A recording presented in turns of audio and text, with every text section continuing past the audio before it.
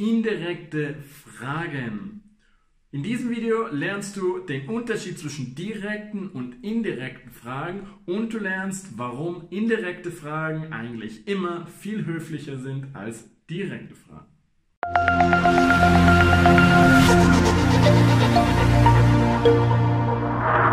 Hallo, mein Name ist Jan und ich bin dein Lehrer hier auf Easy Deutsch, dem Kanal, der all deine Grammatikprobleme beendet. Heute geht es um die indirekten Fragen.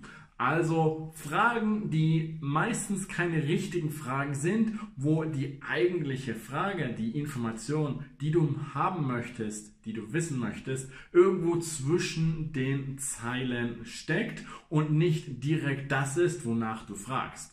Warum macht man das? Einfach um höflicher zu sein. Wie das genau auch funktioniert und was du auch für Unterschiede bei Ja-Nein-Fragen und den W-Fragen beachten musst, das erkläre ich dir jetzt mit der Hilfe von meinem E-Book.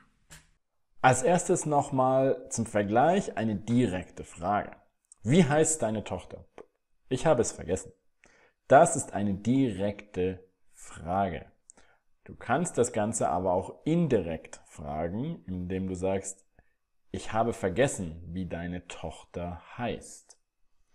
Das impliziert hier schon, dass dir dein Gegenüber den Namen seiner Tochter sagen soll, weil du ihn nicht kennst. Du hast ihn vergessen. Das ist keine direkte Frage. Du sagst einfach nur, ja, das habe ich vergessen.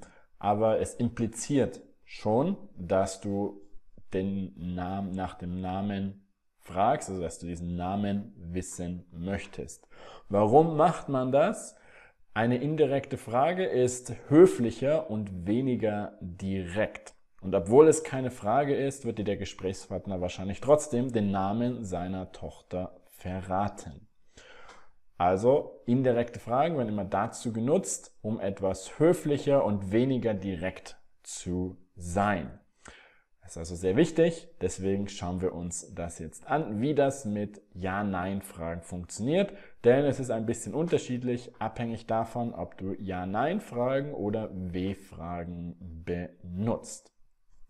Indirekte Ja-Nein-Fragen werden nämlich mit der Konjunktion ob gebildet. Zum Beispiel, ich weiß nicht mehr, ob ich den Herd ausgemacht habe. Die direkte Frage wäre hier, habe ich den Herd ausgemacht? Kannst du mir sagen, ob Maria gestern mit deiner Frau telefoniert hat? Direkte Frage wäre, hat Maria gestern mit deiner Frau telefoniert? Wissen Sie, ob Herr Meier schon an seinem Arbeitsplatz ist? Ist Herr Meier schon an seinem Arbeitsplatz? Diese zwei hier vor allem, siehst du, das sind auch Fragen, aber sie fragen nicht direkt nach dem, was du wissen möchtest. Denn hier ist die eigentliche Frage, hat Maria mit deiner Frau telefoniert, aber die indirekte Frage hier fragt, ob derjenige es dir sagen kann. Dementsprechend ist es erlaubt, dass du mir das sagst oder ist es verboten, aber eigentlich möchtest du ja wissen, hat Maria gestern mit deiner Frau telefoniert. Diese Variante ist höflicher, einfach weil es dem Gefragten die Möglichkeit gibt, keine Antwort zu geben. Genauso funktioniert es hier auch bei dem zweiten Satz. Wissen Sie, ob Herr Meier schon an seinem Arbeitsplatz ist? Hier fragst du, ob derjenige das weiß. Aber eigentlich ist die Frage, ist Herr Meier schon an seinem Arbeitsplatz? Es bedeutet also grundsätzlich nicht, dass eine indirekte Frage keine Frage ist. Du fragst halt nur nicht nach der Information, die du eigentlich haben möchtest. Und ganz wichtig, wenn der Hauptsatz eine Aussage ist, steht am Ende ein Punkt und wenn der Hauptsatz eine Frage ist, ein Fragezeichen. Also hier, ich weiß nicht mehr, das ist keine Frage, deswegen steht hier am Ende ein Punkt. Aber kannst du mir sagen, das ist eine Frage, deswegen steht auch hier dann das Fragezeichen. Und auch wissen Sie ist eine Frage und dann steht hier das Fragezeichen. Woran siehst du, ob es eine Frage ist? Ganz einfach. Verb an der ersten Stelle. Kommen wir nun zu den indirekten W-Fragen. Die W-Fragen bleiben grundsätzlich gleich.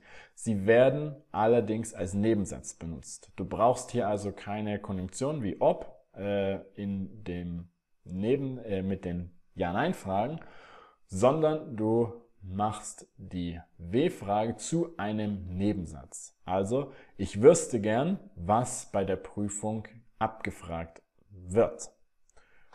Also, die eigentliche Frage ist hier, was wird bei der Prüfung abgefragt? Können Sie mir sagen, wo hier die Kantine ist? Wo ist hier die Kantine? Wäre die direkte Frage. Weißt du, warum wir alle warten müssen? Warum müssen wir alle warten? Auch hier gilt dieselbe Regel. Ist der Hauptsatz eine Aussage, dann ein Punkt. Ist der Hauptsatz eine Frage, dann kommt auch hier das Fragezeichen.